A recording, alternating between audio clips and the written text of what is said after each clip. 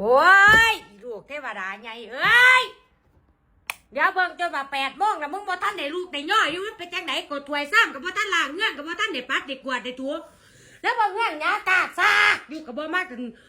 มาปัดมากวาดมาถูกูยากไปทั้งไหนกูว่ามันเหยียบแต่ขี้ดินทราย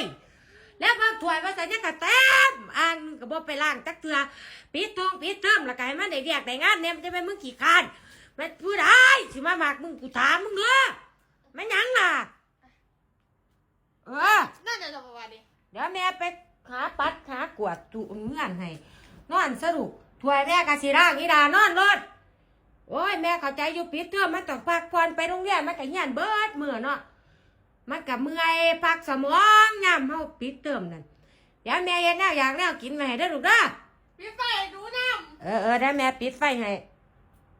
ป๊าดโทษเด้มึงเฮ็ดหยังไว้นี่ป๊าดโทษบัวอะไรเดี๋ยวบัวจะถือใส่บ่ทันได้ใส่มึงมากไปจังสิบ่สิเนี่ยเจอมึงบ่นี่มันบอกวิธีเก็บตู้เสื้อผู้ใดสิมาเอามึงเล็กเอ้ยจะเป็นมึงเฮ็ดหกแท้ว่าตู้เสื้อผ้ามันไม่บอกเก็บกางเกงมึงถอดไปส่งนี่บ่ฮะ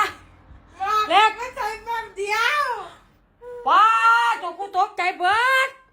มาเด้อควันเลยอีพ่ออีแม่กูเอ้ยกูตกใจเบิดโอ้ย